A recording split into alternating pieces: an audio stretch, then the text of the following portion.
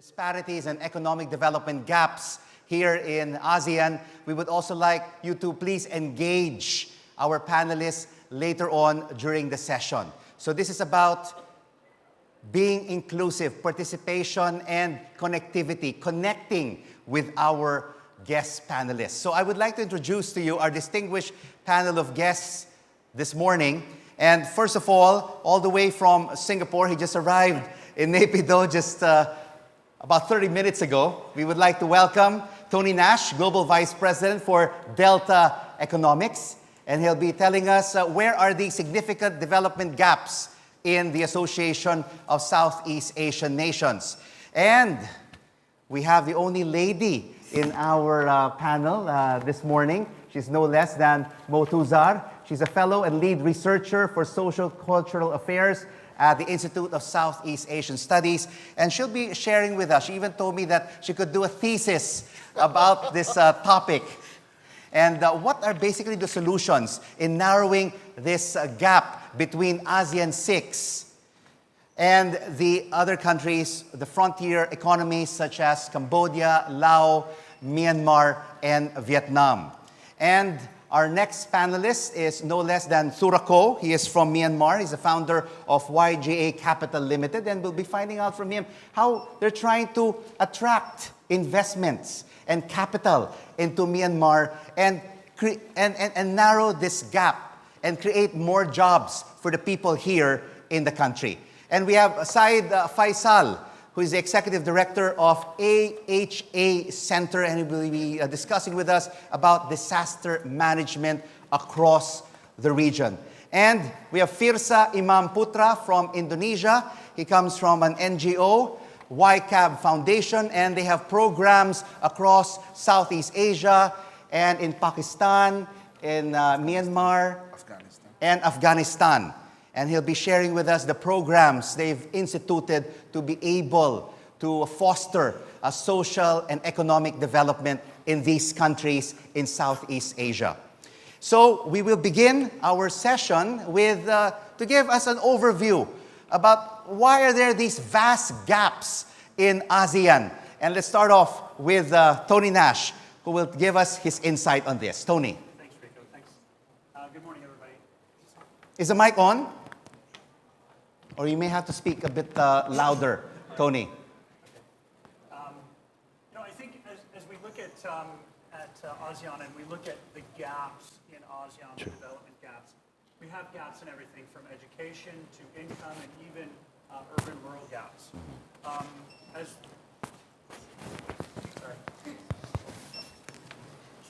Fixing the mic. That's not embarrassing at all. If you have any problems with your lapel mics, then we can use the wireless handheld mics to move around. Let me start over again. I think as we look at some of the gaps in ASEAN, we have gaps in everything from income, we have urban-rural gaps, we have gaps in education, and so on. I think these are common as regions and countries develop. And if I look at, say, in the 90s or early 90s when I was going around Europe and as the EU started trying to close some of the gaps in the EU, going into cities, we would see infrastructure being built on the periphery. We would see education support, these sorts of things. But I think in many cases in ASEAN, there are some basic adjustments that need to be made. I think things like land reform and judiciary reform really help people to take ownership of parts of their country and take accountability for their well-being. We saw this as a very successful medium for development in Northeast Asia, right? Northeast Asia in the 60s, 70s, 80s, very successful in developing vibrant, wealth-generating economies. So land reform is critical. You can give land rights, but if you don't have a way to enforce that through a judiciary, then it's really meaningless, right? So education as well is an area where, as we focus on having more productive industries, education, training, healthcare, these things become more and more important, okay? And at the same time, we're looking at infrastructure development, right? You have to have the ports, you have to have the roads, you have to have the hard infrastructure in order to be able to allow people to to get to work, to make things and export things and so on. If we look at places like Indonesia, which has had such issues with their land law and the ability to build out infrastructure in Indonesia, these are not uncommon issues that people contend with in ASEAN as they go forward and as they build out both their social infrastructure and their hard infrastructure.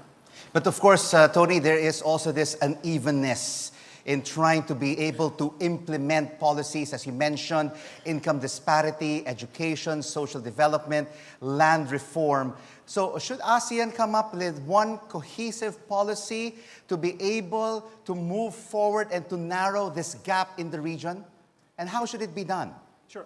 I think ASEAN is such a varied patchwork of countries that it's hard to come up with a single policy. I think there can be a single direction, but I think in order to have some sort of collective way forward, there have to be, we'll say, a multi-speed set of policies where different countries are developed in different ways, and also there's a collective contribution so that there's responsibility for each other to move each other forward.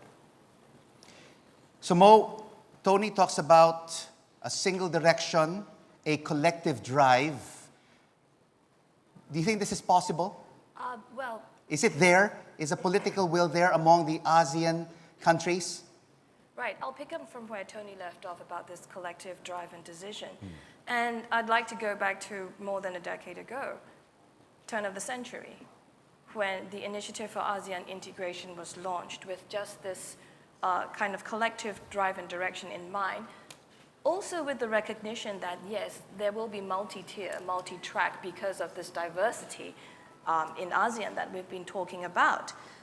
So, yes, at the regional level, the commitment or the priorities have been highlighted through this plan called the Initiative for ASEAN Integration, or IAI.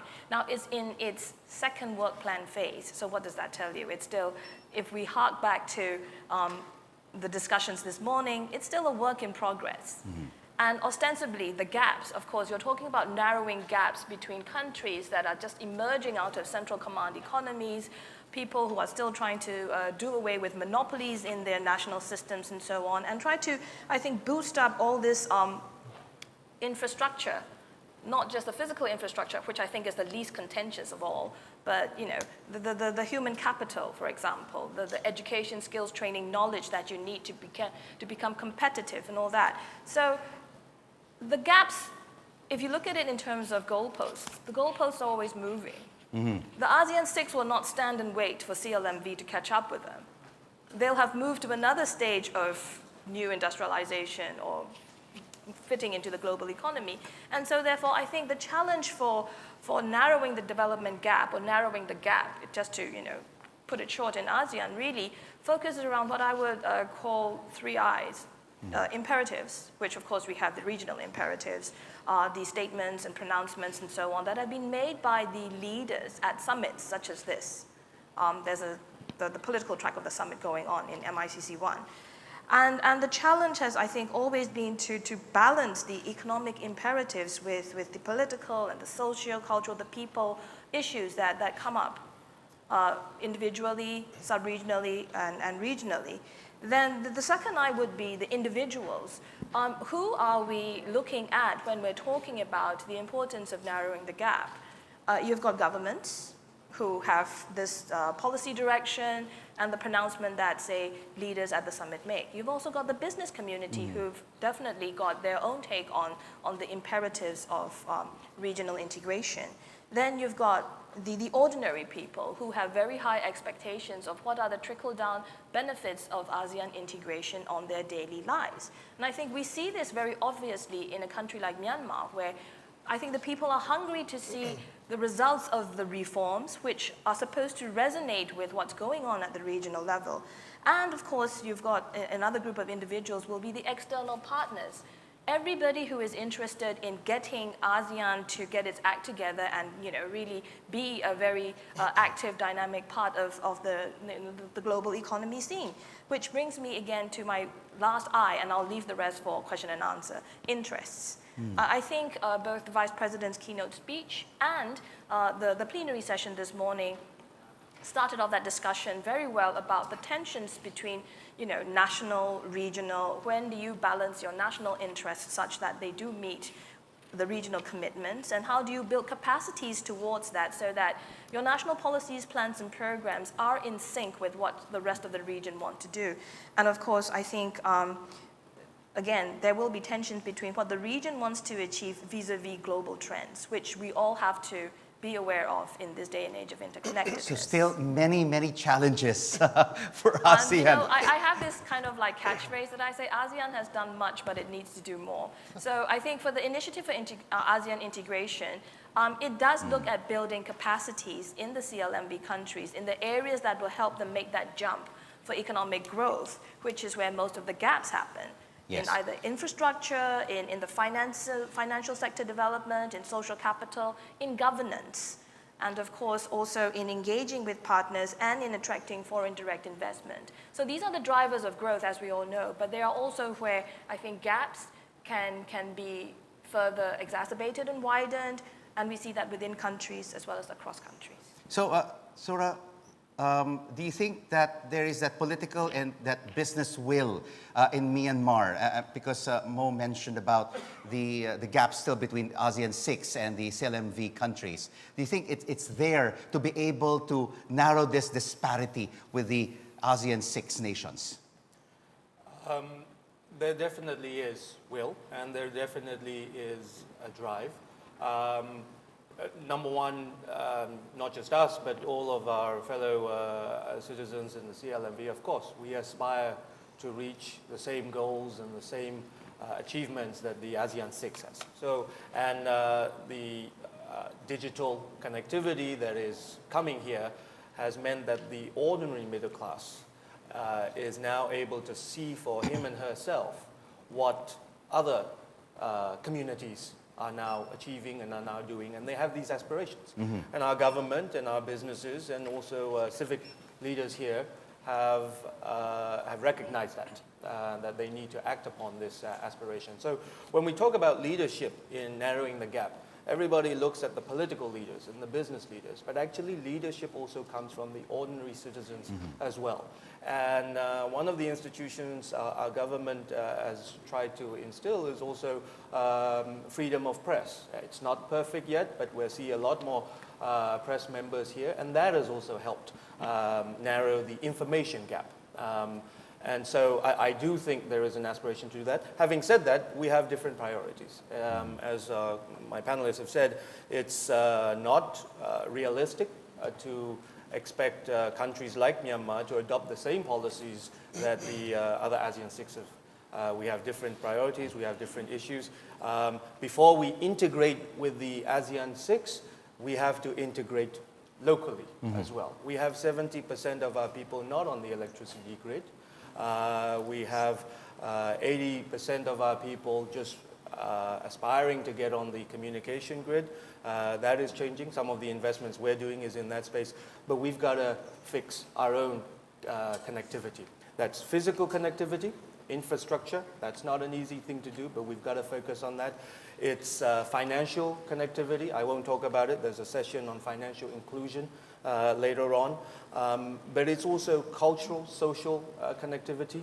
And I think in narrowing the gap, one thing we can do in Myanmar is maybe not necessarily follow the policies of the ASEAN 6, as Tony mentioned, but certainly learn from some of their lessons.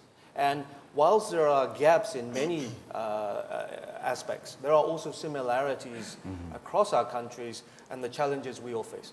We all have, apart from Singapore, we have relatively large population, large geographies to cover, income disparities inside our countries. We all face natural disasters, and Saeed will talk about that. And in fact, we just swapped notes, but we're learning disaster relief from Aceh. Also, the peace process. We've all had strong influences from politics, from the army, they're not just in our country, and also from religion. And so there are a lot that we can learn from each other. So total participation from all stakeholders. From all stakeholders. And one does not need to wait for policies necessarily.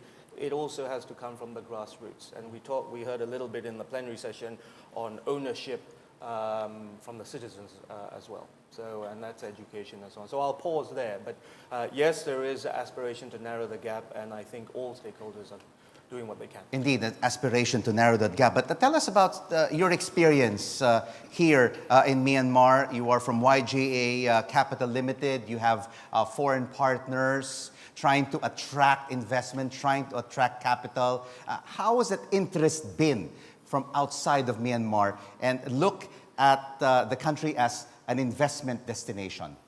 So my background is I was born here, but at the age of 6, I ended up in the UK because my father is a doctor and moved there. So to be honest, I grew up outside. And we have of links, Thura, because your mom was with the BBC World Service. My mom was a broadcaster for the BBC World Service, so I'm proud to admit I used to wake up to your voice every morning. I hope it didn't put you back to sleep. No, not at all. It woke me up. So I myself, actually, so let's talk about the investors. We're trying to bring investors here. I do have foreign partners.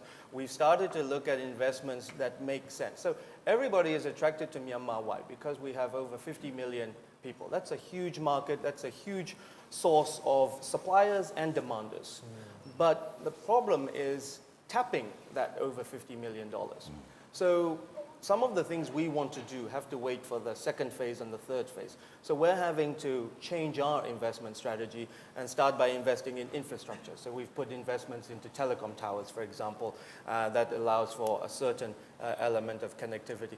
But also, I think narrowing the gap, and we can talk about job creation and focusing on the mass market and the middle class. But I would also say we as investors have also got to narrow the gap. So I came here with a vision of we can apply this lesson that I learned in Hong Kong, we can apply this lesson from the UK, but actually I have had to narrow my gap and learn from local businesses here. And I'll give you an example. When we started the tower business, we had one guideline. We thought, we'll minimize the use of cash. We'll have better governance, we'll have better payment control, and we'll do everything through the banking system. That doesn't work.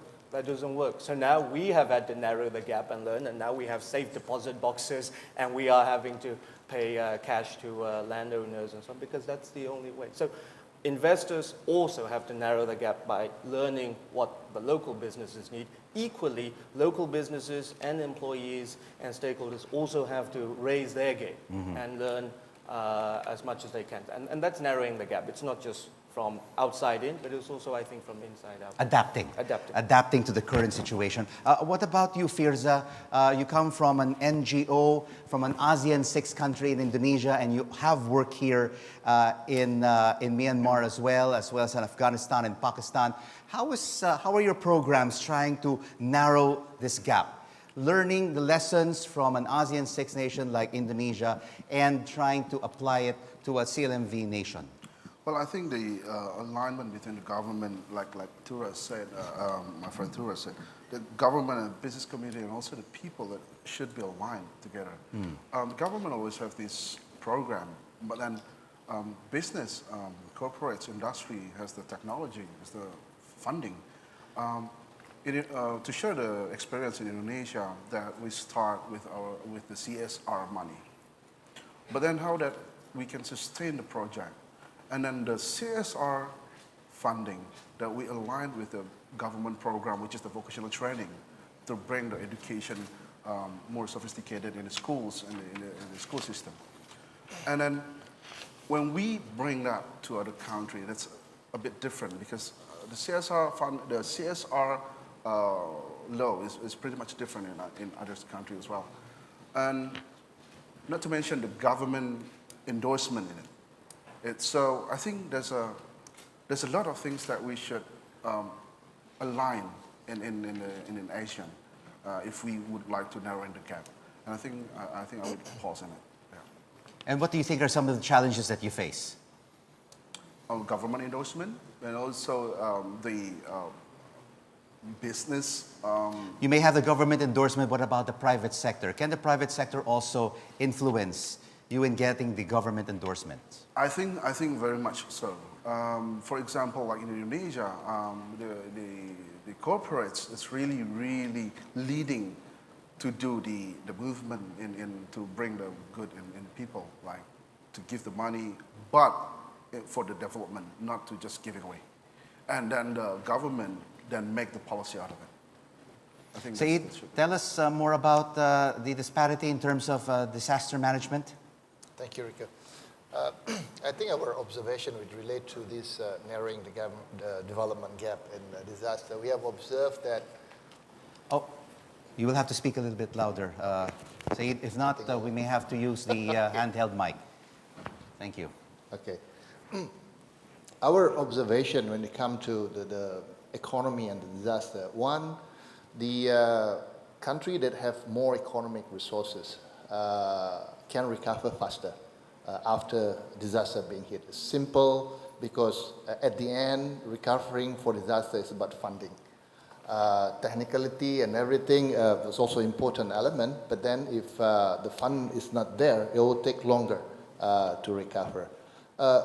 So there is a various, what we call strong link between the economic power of a country and its ability to deal with disaster.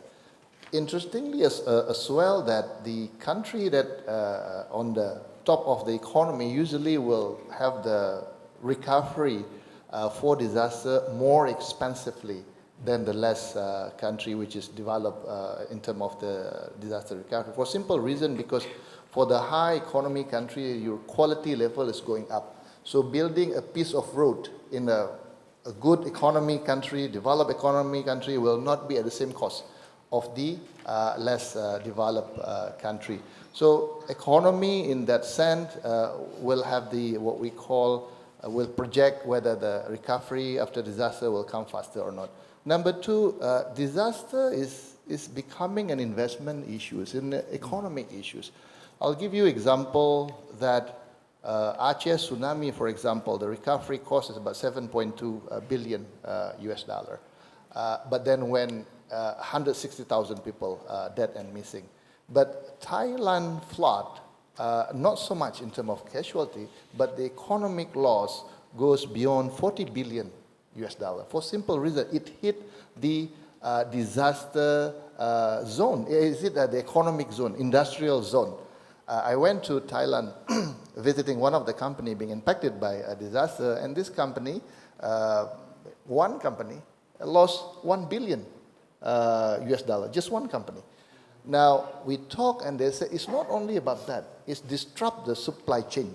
Mm-hmm. For us, they said our biggest worry is not that we lost this 1 billion US dollar, but inability for us to fulfill our commitment with our customer, supplier. That's more dangerous because we lost that trust, we have to rebuild it again. That's right, that monsoon rain and the flood really affected many of the Japanese car manufacturers. Exactly. So this morning we discussed about, we heard about the ASEAN economic community, where being seen in the future, for example, if it is, if the company will find the good economy opportunity to reduce cost, then a car, maybe an engine will be made in Thailand, a door will be made in Cambodia, tire will be made in Myanmar, because they find where the cheapest and most efficient.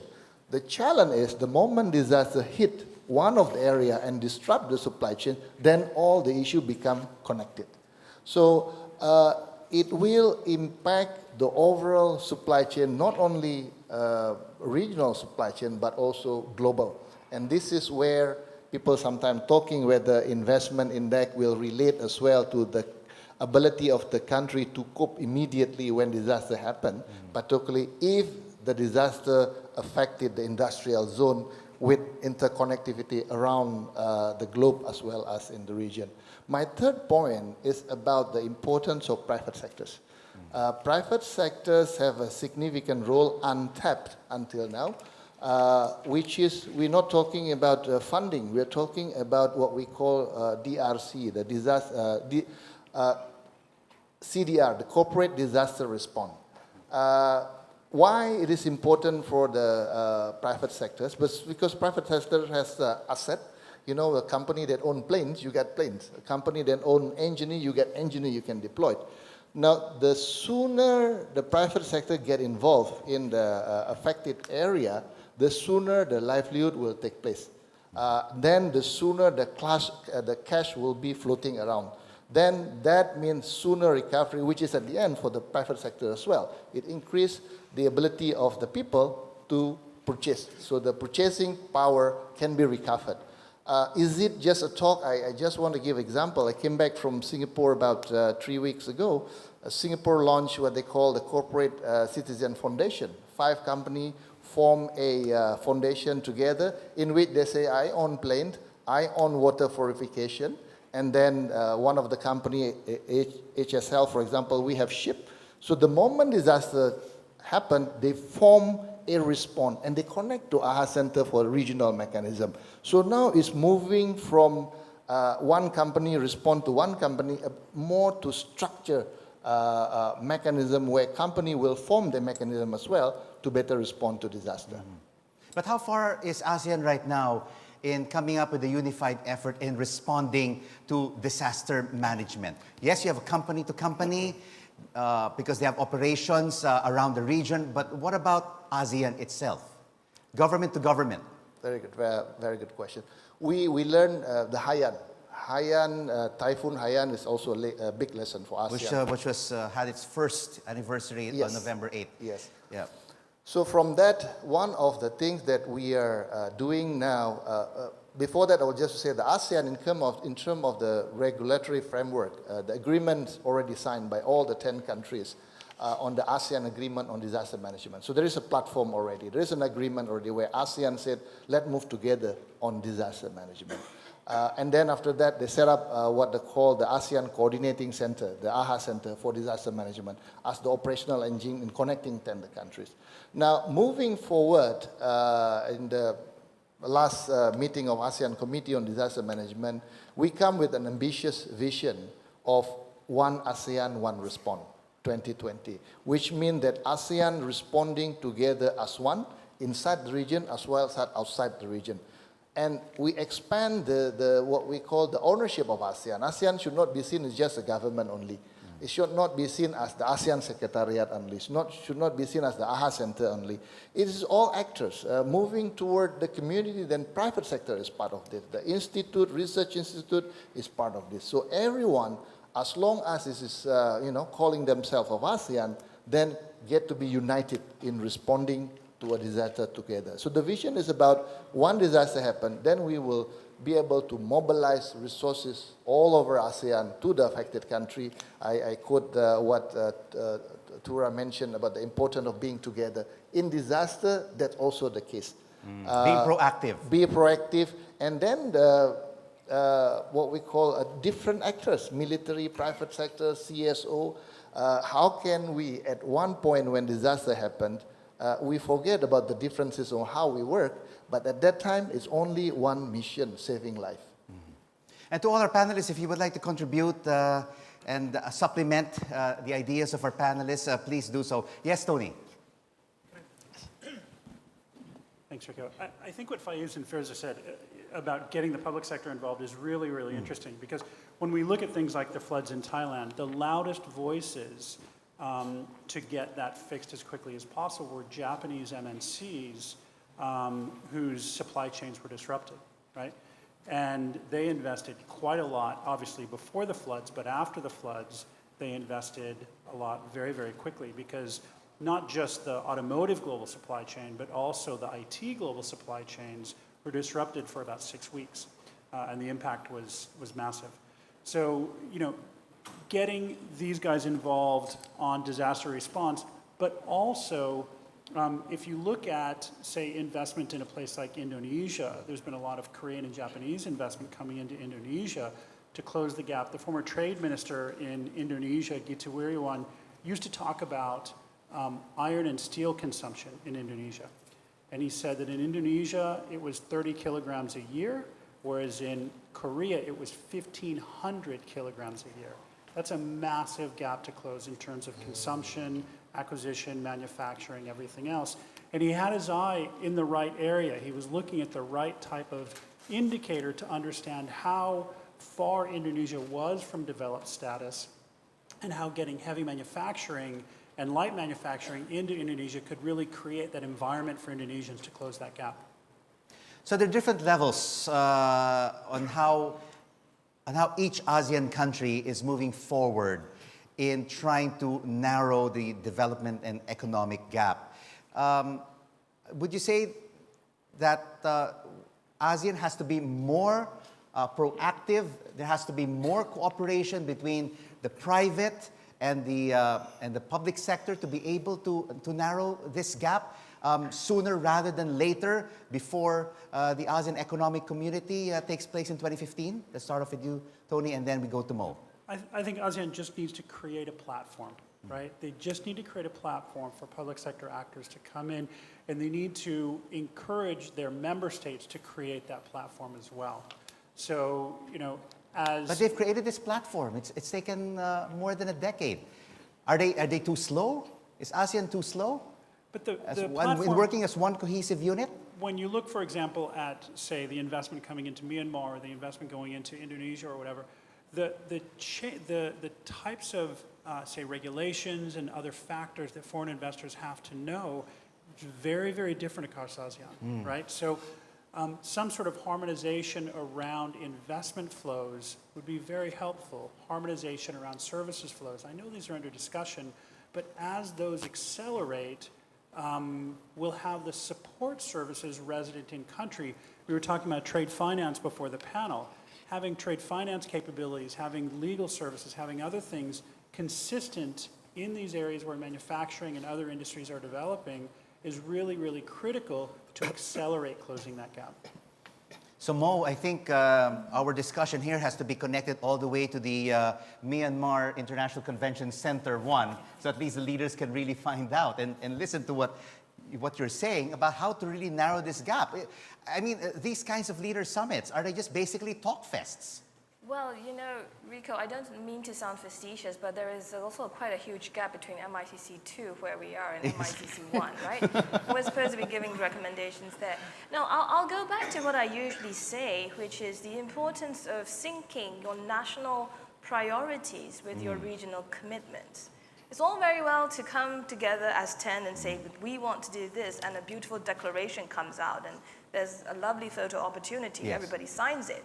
But, you know, the morning when we wake up, I guess some poor officer at the ASEAN Secretariat then has to start thinking, how do I help them implement it? And this has been, I think, one of the kind of sticking points on discussion agendas of the leaders.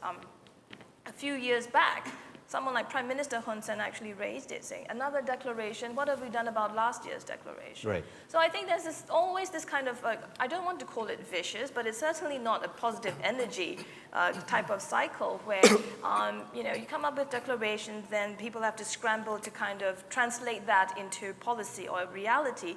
And if it syncs well with your national policies, well and fine. If it doesn't, then it just becomes another declaration. So in recent years, we've been seeing more and more kind of like syncing of what are the leaders' vision for ASEAN that resonate with their national goals. I mean, you can go back to more than 10 years ago. Malaysia's Wawasan 2020, Vision 2020 was really kind of like the catalyst for Malaysia, which was chairing ASEAN in 1997 to propose Vision 2020 for ASEAN, which of course has taken on a life of its own. It's now been shortened, the deadline, to 2015 and so on. So yes, regional platforms have been created whereby ASEAN 6 helps CLMV by building capacities, helping the officials and so on build capacities to manage change and transition in their own countries. So there is that gap, the disconnect, I would say. I would add another gap, the gap between national and regional. So if we sync the national commitment to what we have identified at the regional level, I think that would help a lot. And that's where I think private sector, the business community, has a role, as well as the research community, in helping narrow those gaps. So is ASEAN just basically waiting for the implementation of the ASEAN Economic Community at the end of 2015, and then after that, we will see it being expedited? You know what? Things are happening on the ground. So it's not as if 2015, December 31st, there's going to be a big bang and fireworks. Oh, well, correct that. There will be fireworks, but because it's New Year's Eve, right? And so people won't start thinking about, gee, what is it about ASEAN communities until we come back to office. And in Myanmar, we're going to be away until January the 4th or so on because that's our Independence Day. So I think it won't really start sinking in until sometime in 2016 that this is it. But the work in progress nature of ASEAN is such that whatever, big bang deadlines we like to set, there's always something going on. But the disconnect here, another gap, would be the kind of information that's being fed and so on. So I would go back to something that was launched yesterday evening, I think, the ASEAN Communication Master Plan. Now that, I think, will provide a good platform on what the priorities that governments want, the kind of ambition, aspiration, and therefore assistance that's needed, and create a window for greater participation by private sector, by research, by the civil society, to really become that kind of inclusive move towards better connectivity and inclusive and sustainable growth, if you want to borrow the OECD priorities. And the challenges are many. We've got energy poverty, which I think people haven't really started talking about. If you go back to the global multidimensional poverty assessment, I think about 21% of all the ASEAN citizens are energy poor. It translates to about over 130 million. And that's the kind of gap that we're seeing even when we talk about development gaps. So it's gaps in what drives growth, but it's also real gaps that people feel as the trickle-down effect of whether or not regional integration is really helping their lives. And don't even get me started on education and health, which of course are linked to— A lot full of issues to discuss. They're linked to the kind of education and training for skills, competencies, and knowledge. I mean, without a good, I think, health kind of development, without narrowing the gap in health, you won't be able to move towards building your workforce such that you benefit from brain regain rather than brain drain. Surah, would you like to add to that? Yes, well, actually, not so much that, although I agree pretty much with what Mamo has said. But to your question on the regional agenda and our governments, we come up with a communique, we come up with a platform, we come up with visions. But then is there follow-up, is there implementation, and so on. And I think one thing is that the reality is that all of our national governments, at the end of the day, their first priority is their own citizens. Yes. And that is a reality that we have to accept. And so therefore, if we are going to implement these ASEAN ideals and platforms and so on, you have to make the benefits relevant to our citizens. And you have to make ownership of ASEAN relevant to our citizens. So the Burmese population will be reading about the ASEAN summits, they'll see the pictures in the press and so on. But their immediate thought may well be, well, that's all great, but what does that mean for me? That's irrelevant to me. So we got to start thinking about what does membership bring to the ordinary people, not just in our country, but in Indonesia, Philippines, and Malaysia, and so on. And until our citizens feel that being a member of this ASEAN community does bring benefits to us, the sooner we do that, then the sooner will the national agenda synchronize with the regional agenda. So like what Mo said, it will only start sinking in after the ASEAN Economic Community is implemented on December 31st. So how do you think will AEC help Myanmar, and will this really truly narrow the disparity? Well, the AEC, again, I don't think, I agree with Mamo, AEC is not a single date, in effect. It's a transitional thing. It's an important milestone, but a lot of the work needs to happen now. Now, the AEC instills a lot of opportunities across the region. Equally, it instills a lot of new challenges. Opportunity comes with challenges. There's no other way. Now, challenges instills fear.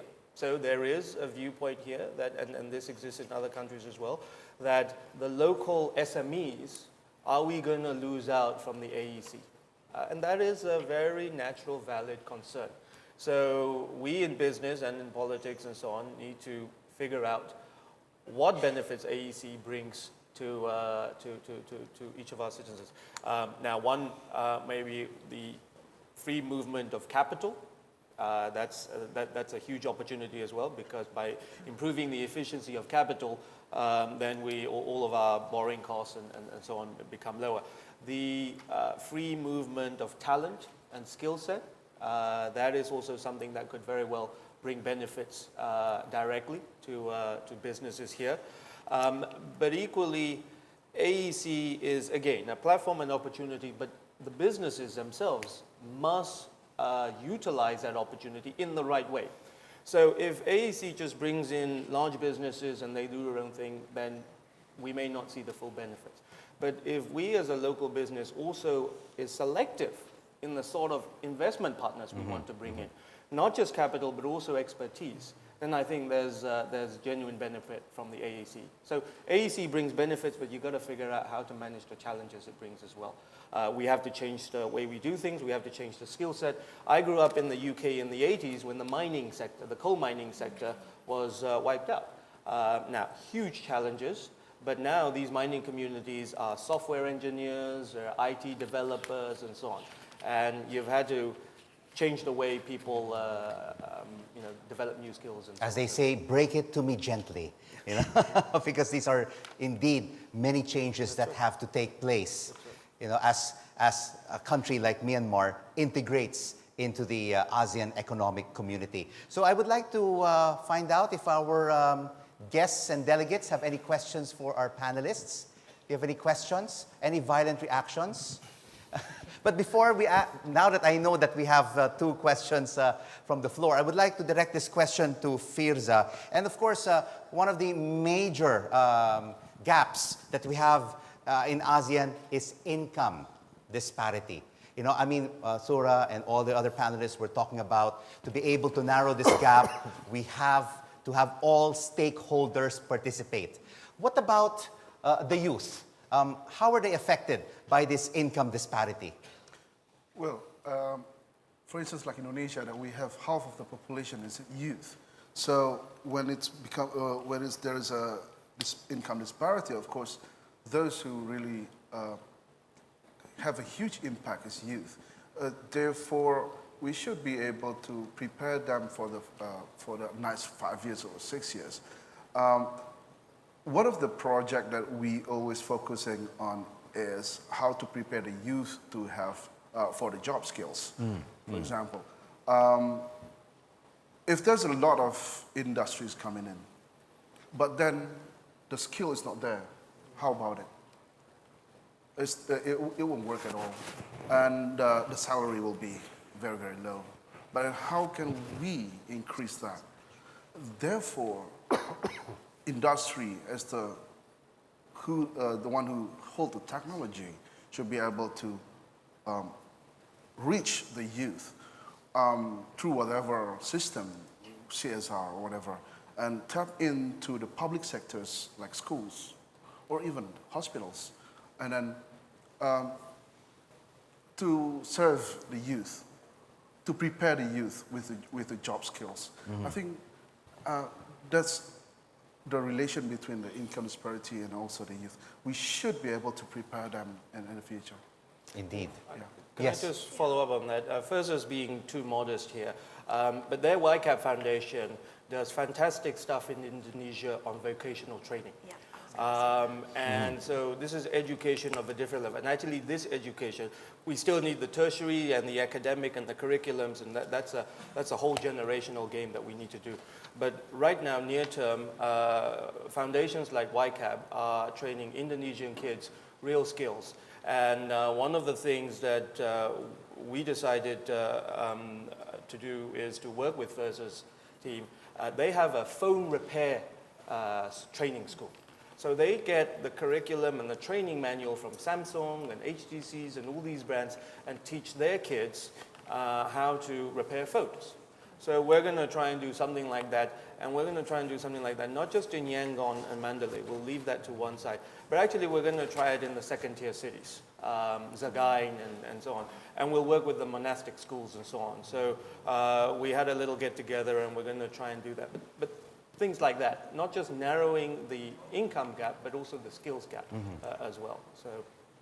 So, I mean, when you have the ASEAN Economic Community, we will see like Filipinos working in Myanmar, working in Vietnam. You have Thais working in Malaysia or in other ASEAN countries, in Brunei. How do you think will this, in a way, narrow the income disparity, Tony? We already have a Filipino working in Myanmar today, right? Oh, yeah. Of course it will. And in Singapore. Because what it helps to do is balance out where those skills are, right? And it also helps to build capacity in those countries where those skills are not. So if a talented Filipino comes to Myanmar for a period of time to transfer those skills to the workforce here in Myanmar, everyone's the better, right? So this is what happens. And if you look at, say, the European community, and how skills have moved around the European Union, and those skills have been transferred. And it's, it's, I think, in terms of social capital, in terms of skills transfers, these things have worked very well there. And I think as the AEC progresses, this stuff will work here. There will be some hiccups at the start. There will be a lot of fears at the start, fears of displacement, other things. Over time, those things will be smoothed out.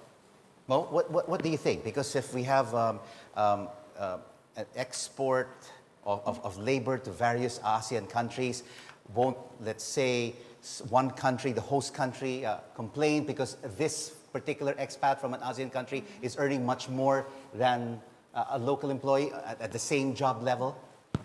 Well, I think that's where the current discussions on promoting and protecting the rights of migrant workers in ASEAN will come in. And this came out of the Cebu summit in January 2007, out of the declaration. And that's one of the rare declarations that have found its voice and been given effect in a more legally binding instrument that all the ASEAN governments will have to commit to in terms of how the rights of migrant workers are promoted and protected in the countries that they are working in. Now, when we say migrant workers, of course, movement of labor across borders, ASEAN still is focusing on professional, skilled labor. We're not talking about irregular migration, which is a very big concern in countries that have porous borders. So I'd like to link that back to what Gotura and Tony and Firza have been talking about, narrowing the job skills gap, the job skills mismatch. I think we also have to get over ourselves in looking at the value of technical and vocational education. I think the biggest horrible legacy that this country, my country, Myanmar, has had is to have been kind of brainwashed into thinking that a university education is the great leveler and the great, the kind of light switch for upward mobility and aspiring to the middle class. Nothing could be more wrong. And so therefore, we have a great pool of resources who are bright, very energetic, and committed young individuals who basically are twiddling their thumbs because they've got qualifications that don't get them the kind of job satisfaction and the remuneration that they need or want. And the country's opening up, a lot of new influences and investments are coming in, and there is this, I think, very big sense of overwhelming necessity to catch up. So I think one way of really narrowing those mismatches would be to invest in vocational and technical education such that we do create this kind of competitive base that it solves a lot of problems. It's going to be long term. So, your people won't feel the need to all the time travel overseas in search of a better salary packet, which is all relative. Because what is, I think, a very attractive salary in terms of local currency maybe minimum pay in another country that has a higher cost of living, higher standards of living, and so on. So we have that. And I'd just like to highlight one good example here, which I think we could think of replicating under this initiative for ASEAN integration. And it is something that a donor country and an ASEAN member country learned from Myanmar's Nargis experience. When Nargis happened, of course, basically that was the crunch time when Myanmar government officials were confronted with the question, how much does ASEAN mean to Myanmar? And therefore, I think we all know the history in this room. Essentially, Myanmar opened up for humanitarian assistance and aid, regardless of where it came from and who were the aid workers coming in. And there was a tripartite mechanism that really tried to break down barriers. The government of Myanmar, the United Nations, and ASEAN. And this kind of tripartite mechanism apparently inspired a donor country like Japan to try to set up a similar tripartite consultation kind of mechanism in Laos to help Laos better integrate or build up its capacities to meet its ASEAN obligations. So it's happening under the broad rubric of the Initiative for ASEAN Integration. But I think these are the kinds of innovative ways of using regional and bilateral cooperation and donor assistance to really make it effective for the kind of change we want to see in our countries that also help us, not be the odd one out in the regional circle. All right. We have questions from the floor. Yes.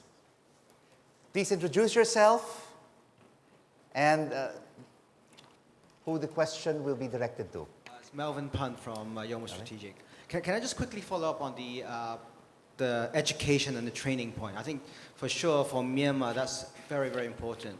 And I think from what we have seen is a lot of the work that's been done is on the private sector side or on the smaller scale ad hoc projects. Can you comment on, and this is generally for the panelists, can you comment on what are the policy changes from ASEAN and from each of the host nations?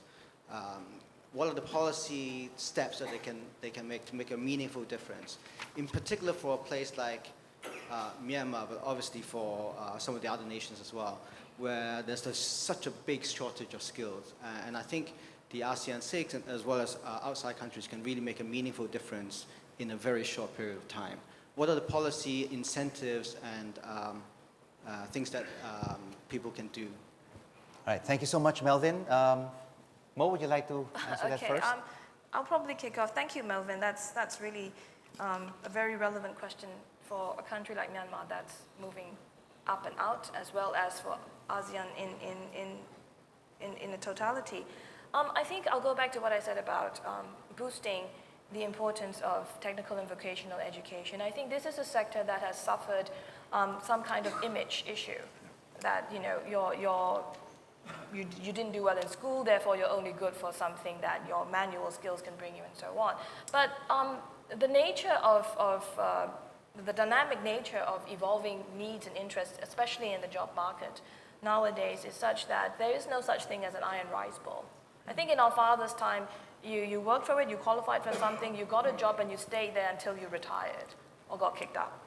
Anyway, so because there is no iron rice bowl, people, I think, are constantly challenged to stay relevant, remain relevant. And the only way of staying and remaining relevant is through actively training or retooling your skills and so on. Countries like Singapore are recognizing this, and they've just launched what they call a Skills Future Center, which is again tripartite, but it brings in businesses. It brings in the business, and there's the government there, and as well as, I guess, workers' representatives, to really look at what are the needs of the industries, and what are the available skills of people who probably, I don't know, have been retrenched and so on, who are facing this job skills crunch, as well as, your young graduates that have come out of the formal education system, which I think, like in countries like Singapore, it's great. The formal education system is great, but it doesn't really train you for being relevant in industry if your shall we say, your bent is not really towards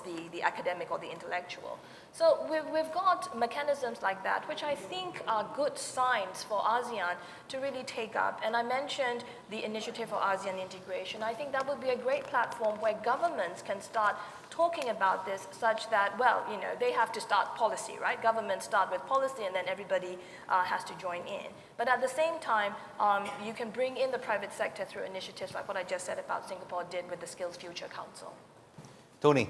Thank you. And thanks for the question. I did some work about 10 plus years ago for a country that was trying to develop a life sciences sector. And what we found at the time was that it is not the PhD level life sciences researchers that are the issue. It's the HVAC engineers, right? It's the vocational guys who can actually build a heating and cooling environment for a life sciences lab, right? Those are the guys that are missing, and those are the guys that can really help the success or failure of that type of cluster, right? So I'll just reinforce everything that you all have said about the importance of vocational skills, but I think from the education side, much of the problem in this region also is accreditation, okay?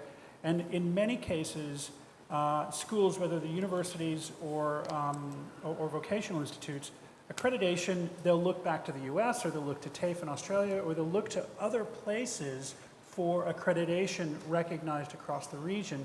And so there has to be a more integrated and concerted effort to have vocational accreditation and even university accreditation that's valid across the region and recognized across the region. Yes. Sorry. Say Okay, thank you. sorry. We have the same hairstyle. They get confused. All right. Now, just on the job, the movement of labor. Policy is one thing. The other thing is about the market mechanism will take place as well. At the end, the company, for example, if they are open to option where a employee with the skill of 8 in the quality of skill, but then with the price of 6, then they will go for that. So then it is no longer, if we're talking about the ASEAN market is so fluid when people from one country to another country can work freely, then that market mechanism will also important. So it triggered the competition among the ASEAN nationality among the skill set that they will pursue, whether it's specialized skill or general skill. But for the private sectors, I think, or for organizations that would like to hire, then they get more options. As more and more we are moving toward one community. But for the country that thinking the movement of labor is one of the priority, then language become a very important issue. If you want to move from one country to another country and being perceived as very competitive, I think the countries in ASEAN that speak English as a day-to-day language is already getting the competitive advantage of moving to one country to another country, because language is no longer an issue. For the countries that will need to join the movement of labor, will need to want to participate in this movement of labor among the ASEAN, then the English language is basically the basis of competitiveness at one point, because you can have very great skill, but then if we want to move from one country to another country and the language is not there, and it's become a disadvantage as well. And it's also one way of narrowing the gap. Education, as mentioned, then of course, including English in the curriculum, because this will be the common language among all ASEAN member countries, particularly in services, telecommunications, banking, and other industries. Yes, Surah? Just to add one point, the question on education policy, there was a time when many of our governments within this region was afraid of education. Our government was afraid of educating our people in case new ideas and so on came in. I think that is changing, and that is being reflected in policy. So now, for the first time in many years, foreign investment, private investment, even foreign or local, is now permitted in education legitimately. In our country, a lot of the education was administered through religious institutions, monasteries, churches, mosques, and so on, and that actually kept our basic literacy rate well above the average in the region and so on. And for a longest time, our government had not recognized that. But now, not only do they recognize it, but they're trying to support it. So these institutions are now able to teach the curriculum. And then technology and all of the teaching of the digital divide. But one message to the educators. So all these opportunities are now slowly coming. You can now get private investment. You can now pick up curriculum from the US or the UK and so on.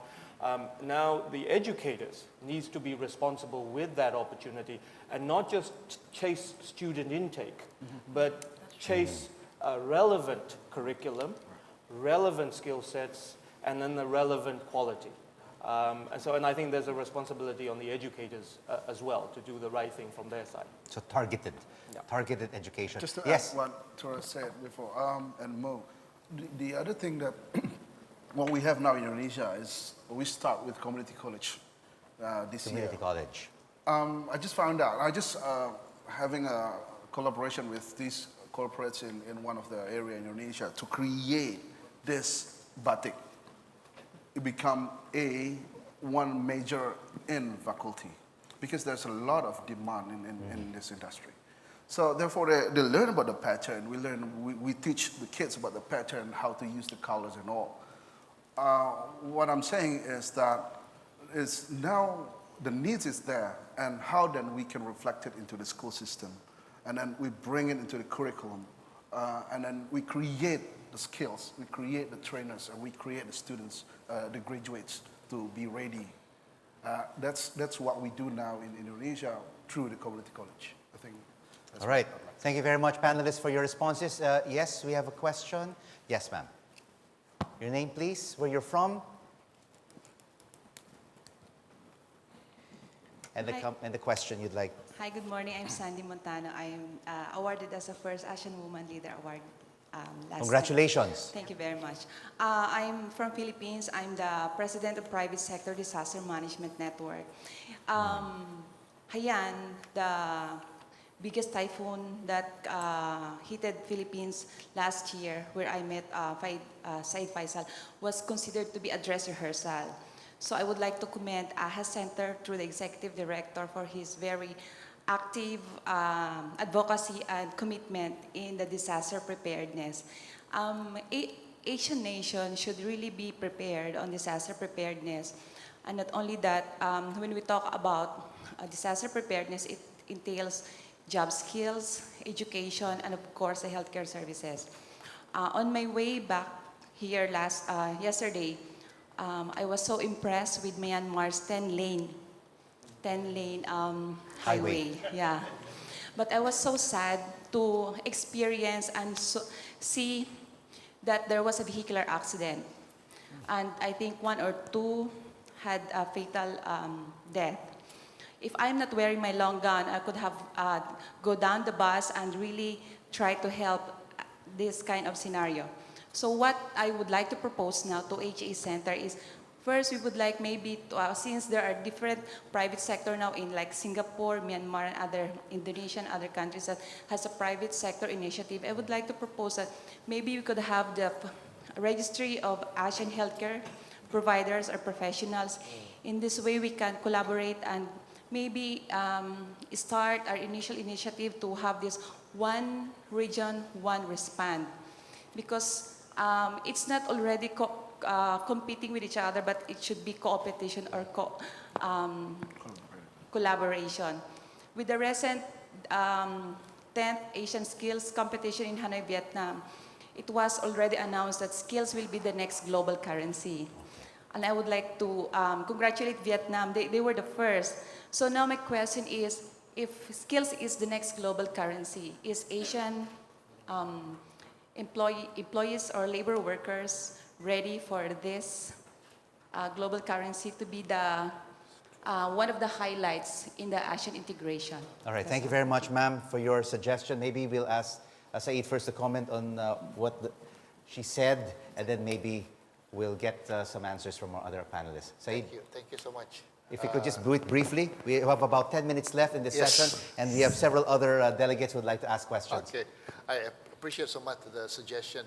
In fact, when you mentioned registry, what we, in our term, what we call the standby arrangement, where each of the professional or the country will register their capacities when it comes to disaster. So when disaster happen, then we have a database to mobilize expert and asset. Thank you. Yes, I think I've hogged the mic too much already, so I'll be really brief. Regarding skills accreditation, the ASEAN Labour Cooperation Framework is actually addressing that. And they are trying to come up with ASEAN skills accreditation for the technical skilled. And the ASEAN Skills Competition was actually born out of the ASEAN member states feeling the need to be prepared before they go for the international skills competitions. So there's the link at national, ASEAN, and international in that sense. So it's there. But I think the ASEAN labor ministries are finding it more of a challenge than they thought it would be in terms of really getting the skills accreditation boards across the region on the same page. All right. Thank you very much, Mo. Yes, sir.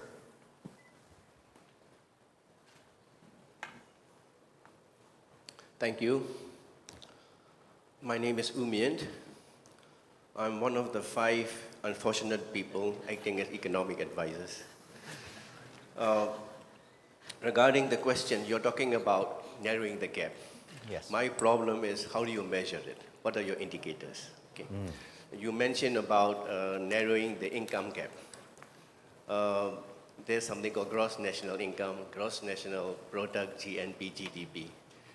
Our per capita GDP at present is $1,000. Okay, let's not talk about Singapore, 50,000, 60,000. Let's talk about Thailand.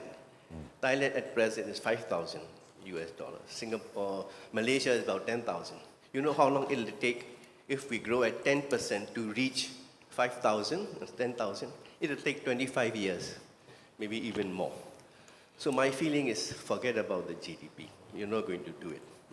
So there must be other measures. So it's a misnomer. Other measures. And the ADB has come out with 35, I think, inclusive growth measures. Came out recently. So I think we should go for some of these things. And I am also working with them so that, I have to show. You say narrowing, I have to show it's really narrowing. Is it really, are you really succeeding? And we have to have some measure, okay? So that is my problem. So if you have any, suggestions on this, I would appreciate it. Thank you very much. So, what should be the indicator? For me? Yes. I'd love to spend about Tony. an hour with you. Mike? Sorry. Thank you very much. Let's try to narrow it down to just 1 or 2. Thank you very much. I've got 2 minutes. So I'd love to spend about an hour with you. I think your assessment of GDP is about right. Okay, I think we've become a world of amateur economists who think that GDP is a really meaningful indicator, and people like you have started to question it. And I think that you're asking the right questions. I think we do have to look at more localized and subnational and regional indicators as well, because when people look around to their community, they want to see themselves getting better. So a national level number, although I'm sure that's how you're evaluated or your team is evaluated, I'm sure that's very difficult at times, right? But the urban-rural splits and the regional splits within countries are often very, very important. But income, consumption, these types of things from an economic perspective, but there are also social indicators around healthcare and skills development that really need to be monitored. So I'm sorry it's such a general answer, but these are the types of things that I would be looking at. Mo? What should be well, the indicator? Well, Uncle Mien, you know my views. And he's my mentor too, so I shouldn't really contradict my mentor. But I think the biggest challenge for ASEAN is that the paucity of data from each of the countries. And my colleagues in the ASEAN Statistical Office always scratch their heads and have headaches when they have to come up with ASEAN in figures. Because it's effective only so much as when the member countries submit their data. And as we all know, there are certain data that are politically sensitive and explosive at the national level that countries feel very uncomfortable in sharing, even regionally, not to mention at the UN level. So if I were to do a kind of like a qualitative assessment of what are the gaps and how can we narrow them, I'd look back at the drivers of growth and see what the type of gaps they have created and what would be the kind of solutions that we could do it. Because if you start talking about, like you said, Uncle Miet, rightly, GDP or even poverty, it will go off into another tangent that probably doesn't address the whole of the problem. Thank you very much. Yes, sir. Oh, the mic. After the gentleman, you're next. Yes, my name is Udit Swanavong. I'm from Laos, Asian Background Lapidar. I'm an entrepreneur, And I appreciate your comments on Laos is a least and landlocked developed country.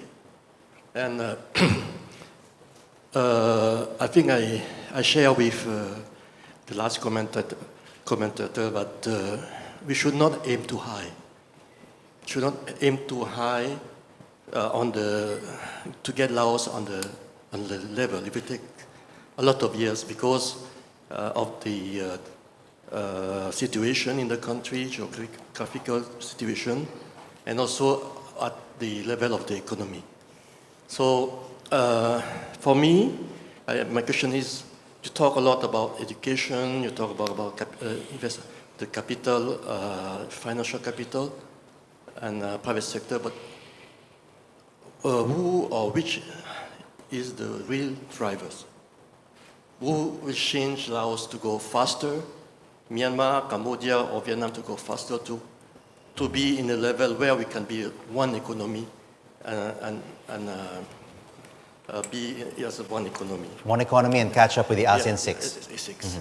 So I'm also working as a Secretary General for the GMS Business Forum. We are struggling very hard to get connectivity between the 5 countries. And we have seen also some improvement in the connectivity of industries. This is due also to the policy of ASEAN and also the initiative by the ASEAN. So you have more industry going to link into Laos and also linking to Vietnam and also creating jobs, creating the human capital. Because if you rely only on the government to train the people, it will not happen. So it is the companies who has to train the human capital themselves. And if you have more and more companies, and one thing, this is my comment, all of the CME countries have more than 80% small and medium enterprises. So I think leveraging the gap will be to get those SMEs into the formal sector. This is my point. So my question is what will be the drivers? Specific drivers, apart from what we already said about education, social development. What should be the specific drivers? What could you suggest could really narrow the gap, apart from what you already mentioned, in these CLMV countries? Drivers for SMEs? Yes. Drivers to narrow the gap and for SMEs. Right. I think when we look at SMEs, and I just worked with a bank in Singapore on a study across the region of SMEs, actually one of the banks that just got a banking license here in Myanmar, and they were looking at drivers for cross-border investment and drivers for domestic investment. And, you know, it really depends on the country. So many places like Indonesia, those SMEs are looking simply for growth, but there are skills issues, okay? That's one of the issues in Indonesia. In a place like Singapore, although it's very small, you know, they're looking for cost effectiveness. The productivity in Singapore is not great, and they need to find ways to drive their growth cost effectively, okay? And those are probably extremes, but I think, you know, when we look at places like Myanmar and what some of those survey responses were about concern about Myanmar, it's really about things like infrastructure. They're really concerned about how will people get to work, how will they get things to market, and so on. And then there's obviously regulatory concerns, right? How transparent is the regulation? How can I get funds in and out of the country? You know, these sorts of things. So if it's this complicated for international investors, it's got to be equally complicated for domestic investors and domestic SMEs as well. So there are indicators like how long does it take to get a construction permit, which is a rule of thumb for corruption, right? There are other indicators like how long does it take to set up a business or get a loan. As these things are focused on and as these things are further developed, I think it'll really lower the barriers for SMEs to both establish themselves and succeed. Thank you very much, Tony. We have one final question before we end our session. We may be going over time. Sorry. Yes. I put my hands on so many times. Okay. Okay, my name is Zomeu. Briefly, please, briefly. Yeah, very short. Directly go to the question. My name is Zomeu from the Myanmar Computer Federation. So now, according to the discussion, there's a lot of gaps, so many gaps. Digital gaps, economic gaps, maybe, wage gaps, high gaps. But the most important thing is, this is my personal, the most important, how do fishing is better than, giving the fish. So now, ASEAN, we have to put a lot of things, but this is a question, should we put our most of the effort on the knowledge gap? Knowledge gap. Sorry. Yes. And I'll just end my point on that. I was going to say, I think one gap is information gap. And in terms of many indicators, and I'm afraid I try to be an economist, but I'm not as good as Uncle Mir. But of the many indicators, the information gap, people are naturally resourceful. People are naturally entrepreneurial because you need that to survive, and then you need that to prosper, whether it's education, wealth, health, and so on. And so you give people information. You give businesses information, they'll figure out a way. So there are many things we need to fix, infrastructure and all of that. But one of the things that we can pretty much get there is this knowledge gap.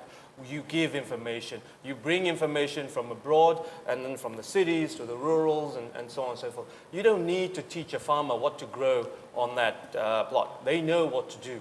But you give that farmer information on market prices, where he can best sell it so that he's not reliant on the local wholesaler and so on. So I totally agree. Knowledge gap, information gap. Right. Knowledge, information gap. I didn't expect our audience to be so opinionated and wanting to ask a lot of questions, but we've gone a bit over time. But yes, one final question.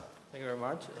I'm Jodiwa, and that's great. The president of the Alumni Eats Forum Myanmar Association, known as AIM. Thank you very much for giving me the last brief question, chance please.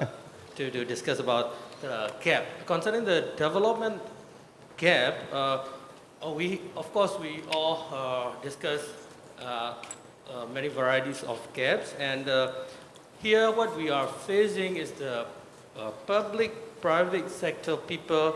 We need the capacity buildings, the technology transfer, and the skills, etc. So my point of view is to narrow those kind of gap. We should start to raise the salary of the public and private sector people.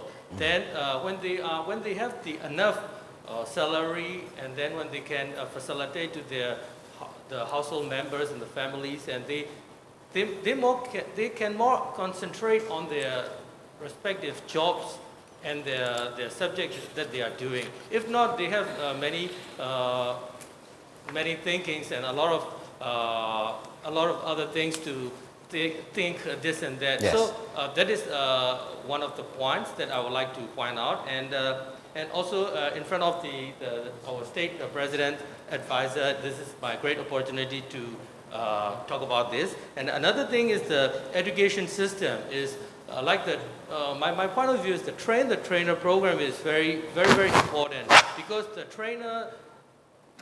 the students are the products of the trainer. So the trainers itself need to have the qualification, a good qualified trainers, the teachers.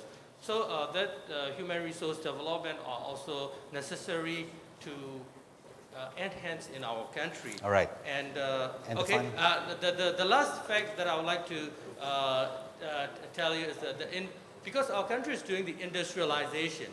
So nowadays we are talking about the SEZ, the Special Economic Zones, and Tilawa and other SEZs. But I think we shouldn't forget the existing industrial zones that our local industrial peoples are striving with many difficulties like the 24-hour electricity, and then the power fluctuations and the infrastructure. All right. So please give the comments concerning how the ASEAN as the neighboring countries because ASEAN is one for all and all for one. So how can other ASEAN member countries can cooperate and support Myanmar to get the industrialized country. Thank you very much. All right, one for all for one in ASEAN.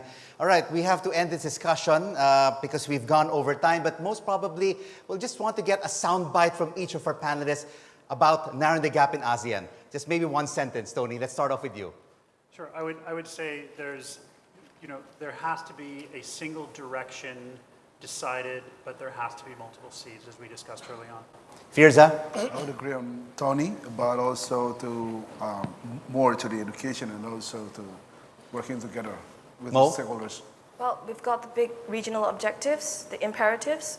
We know what are the competing interests. We've identified who are the individuals who have to do it. So I would say that the commitment to do it comes from within.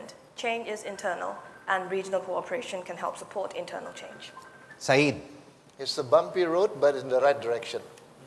And Sura? Well, I have no sound, but I think give people opportunity, and then they'll utilize it. So narrow the opportunity gap. Let's give our panelists a big round of applause. Tony Nash, Firza, Imam Putra, Motuzar, Said Faisal, and Sura Klo. Thank you so much for joining us for this breakout session. Thank you very much. Ladies and gentlemen, we will now break for Thank lunch. Lunch is at level 2. Please join us back again at 1 p.m. in the plenary hall for the Thank you, plenary Mo. session 2, the role of ASEAN passionate. women as economy of change and social change.